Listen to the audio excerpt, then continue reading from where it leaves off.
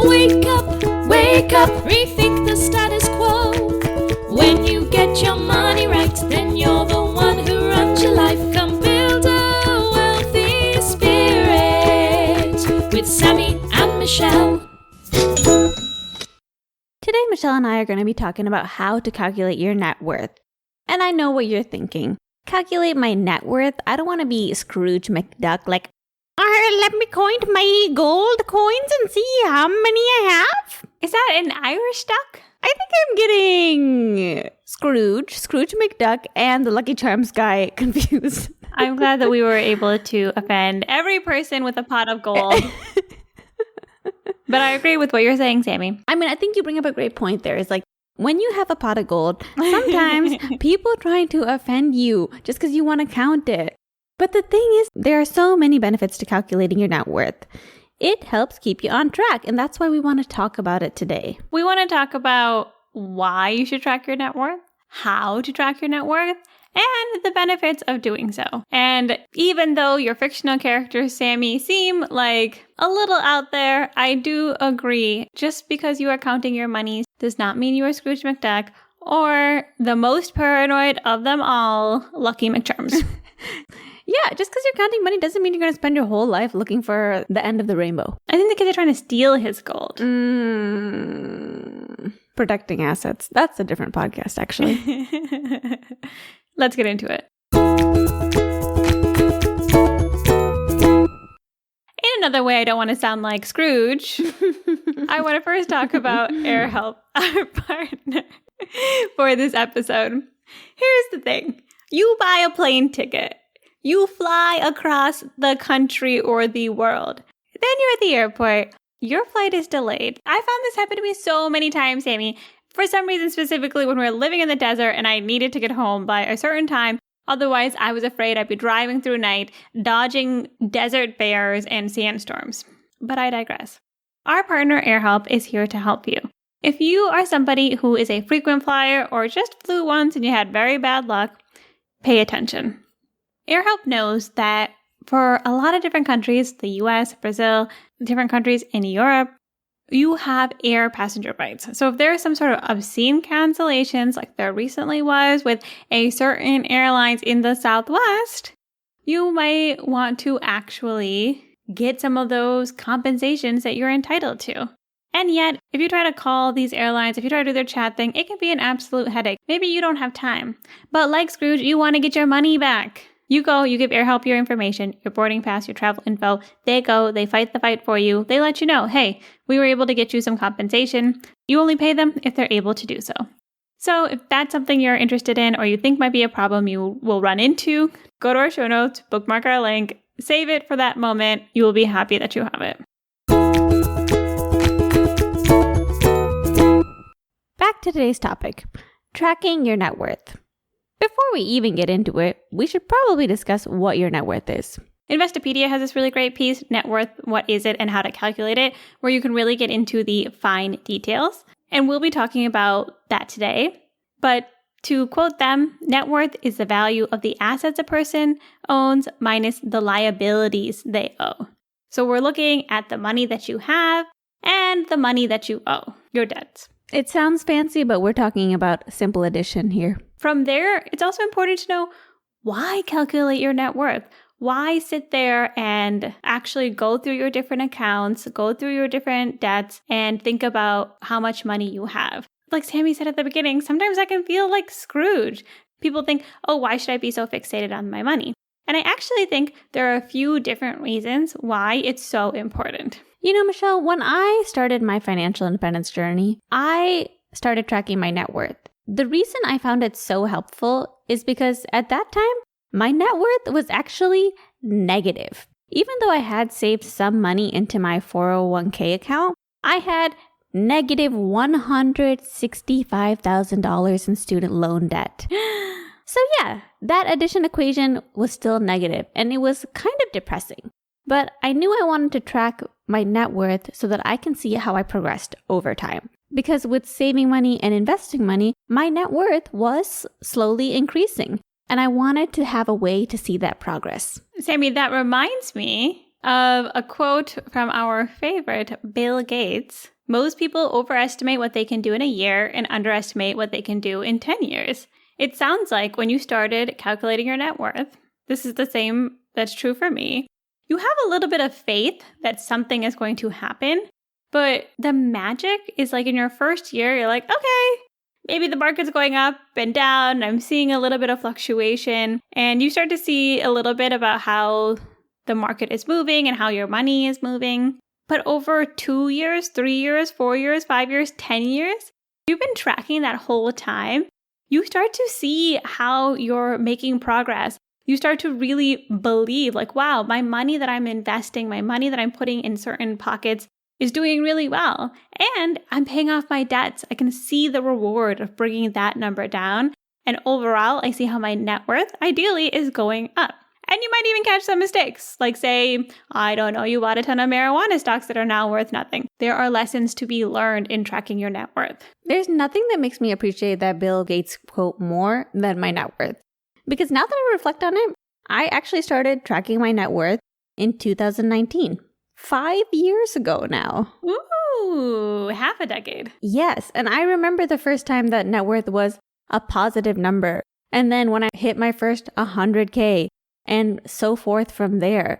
Each milestone was so exciting. And even today when I calculate my net worth, I still am impressed at how little typically automated decisions that I made in the past can make such a big difference on my net worth today and my future overall. Yes. I want to focus too on a part of this that is a little bit more qualitative. Peace of mind. Something I've noticed, I've done it myself and I see it with other people when I'm chatting with them. A lot of times we start to avoid our numbers because good or bad, we just think that if we don't look at them, we don't have to deal with it. We don't have to think about how much money we have or how much money we don't have. It reminds me of when people don't go to the doctor and they think, if I don't go to the doctor, they can't tell me I'm sick. So I'm not sick. No. You might go to the doctor and find out you're healthy, which is wonderful. You might go to the doctor and find out you are sick and you have to take care of something. In both scenarios, you are better off than avoiding the doctor. Same with the net worth. Sometimes we have more money than we expect. Sometimes, hey, I felt it. You look at your net worth after you have been on a sabbatical for 2 years, sometimes it's a little bit surprising. But at the same time, knowing my numbers helps me make a plan. It helps me know what to prioritize. Do I need to find work sooner? Do I need to find different ways to make money? Am I allowed to hang back and chill a little bit? It will bring you peace of mind because it also gives you the opportunity to consider how to take action. And Michelle, calculating your net worth, I feel like it really helps people see the big picture. Because sometimes we think about finances, we think about our taxes, we think about how much are we spending, we think about budgeting, we think about passive income. But those are all the trees, and we sometimes miss the forest. And the forest is your net worth. Oh, yes. So true. Now, you touched on this a little bit earlier, facing the numbers. I remember when I first moved in with my parents, and I started doing things like complaining about how much they're spending at Costco, and FaceTiming while they were in the grocery store to make sure they weren't buying inappropriate items. The joy of having your children home. I also helped them calculate their net worth for the first time. I helped my mom make a spreadsheet with her assets and her liabilities, and she was, I would say, so-so about how she felt about her net worth. And when we were looking at it, we realized that she was actually spending quite a bit of money on things that she didn't necessarily care about, like $300 at Costco. Realizing this actually made her much more deliberate in her spending. So she started saving a lot of money and she started investing more because she didn't want a bunch of cash sitting around that's not going to grow for the future. With these changes, she was able to quickly increase her net worth. And that's the thing.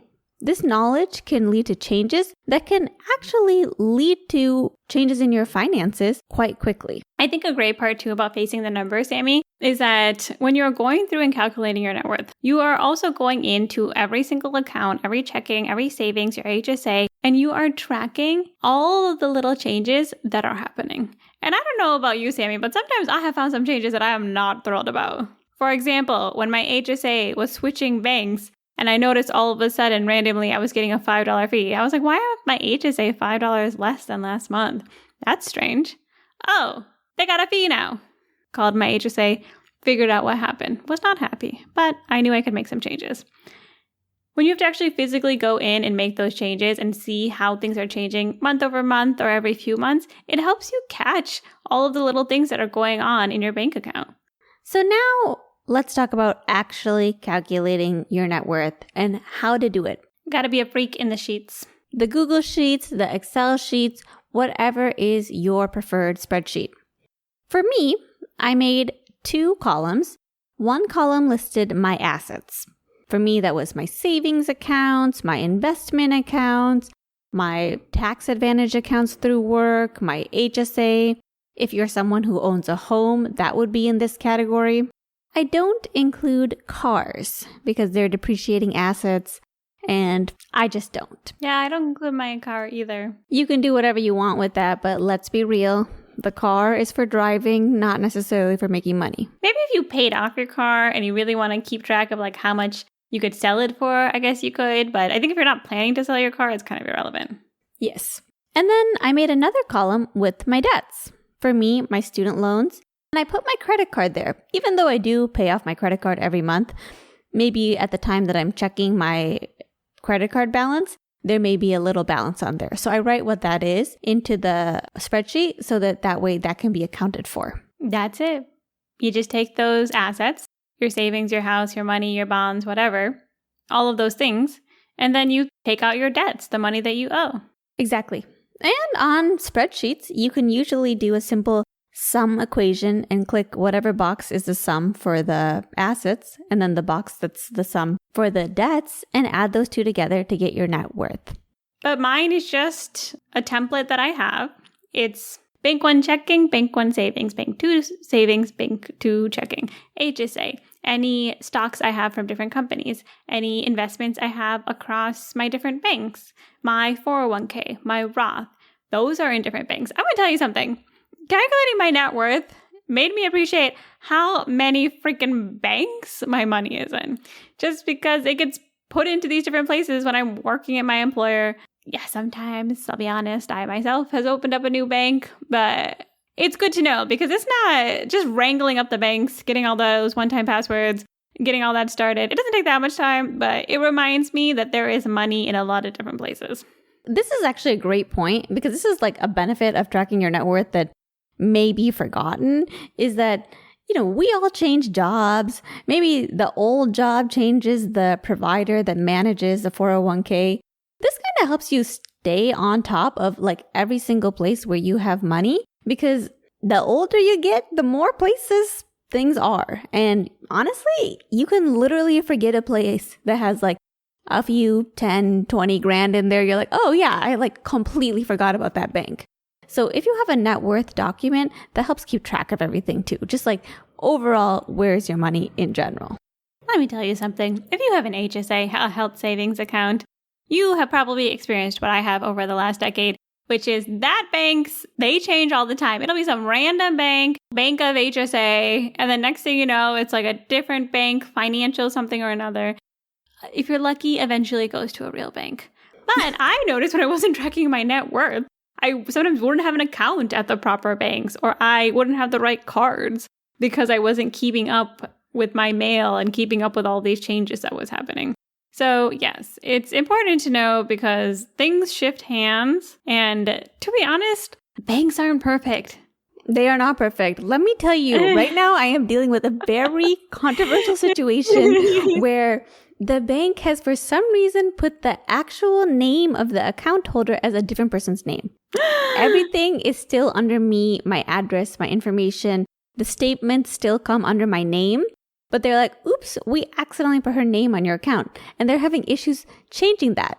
It's a random account from an old job. I would not have even noticed if I wasn't tracking my net worth regularly. Literally. Okay, I'm telling you, that's insanity. Like, it is insanity. That's actually, listen, people, Sammy's account literally has someone else's name on it. And they're like, oopsie daisies. I'm like, no, this is not oopsie daisies. Like, this is like a BBB issue. Like, This needs to be fixed ASAP. 100%. And of course, that's not happening. But it wouldn't have even been noticed if I wasn't tracking my net worth. Yeah, you should track your net worth just to see if there's any shady stuff going on. And let me tell you, tracking your net worth will inspire you to, as soon as you can, transfer all that money into big banks instead of little banks. Because little banks be doing crazy stuff all the time. If you don't have an opinion on a bank, it's because you haven't been tracking your net worth. That's how I feel. Guess what? When the interest rates were going up, all of a sudden I noticed that my savings accounts, some of which have like maybe $100 in them, I don't touch. And all of a sudden it was going up pretty significantly. And I was like, what's going on? I was like, holy crap, I'm getting a 4% return on my savings account. Tracking your net worth will make you appreciate the Capital One 360 savings account. That's right. We're going to call you out because you're doing a great job. Amazing accounts, no fees, easy to set up, easy to transfer money out. I love it. And that APY is high. They got the APY that does not lie. Preach. And when you start to see, you'll be moving your money out of that other savings account, which we'll not go mention, a bank that I love. It's like 0.06, and you're like, holy crap, why the heck am I giving you all of this money? So that what, once in a while you'll send me free checkbooks that I never use? No. You know what else I love about tracking my net worth? Tell me. Making a graph. Google Sheets, Excel. It's easy to take a little column that has months and net worth amounts on there and create a graph. And nothing makes you happier than a graph that is going up. Let me tell you something. If you're listening to this in March 2024, when this episode is coming out, go track your net worth today. The economy in the US is doing well. Investments are high. Heck, this is definitely not any financial advice. This is not financial advice. But even crypto is up right now. Okay, everybody I talk to is doing okay. If you are in a position where you're feeling a little bit of anxiety about money, go track your net worth. It will make you feel better either because you have more money than you realize or because you will just be able to put together a plan. Both of those things, taking action will make you feel better. And honestly, one thing is the net worth is actually not that difficult to track. Once you have the spreadsheet set up, each month when you go to change it, it doesn't take me more than like 15 minutes. I just have to log into all the accounts and write down the numbers. And then the net worth appears.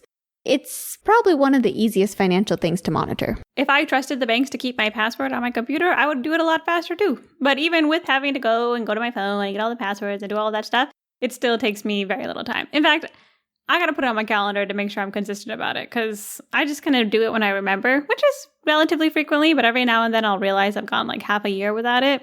But it's so nice. It just helps you. You can make a plan. It doesn't have to be high or low. It's not about judgment. It's about putting together a plan. Takeaways.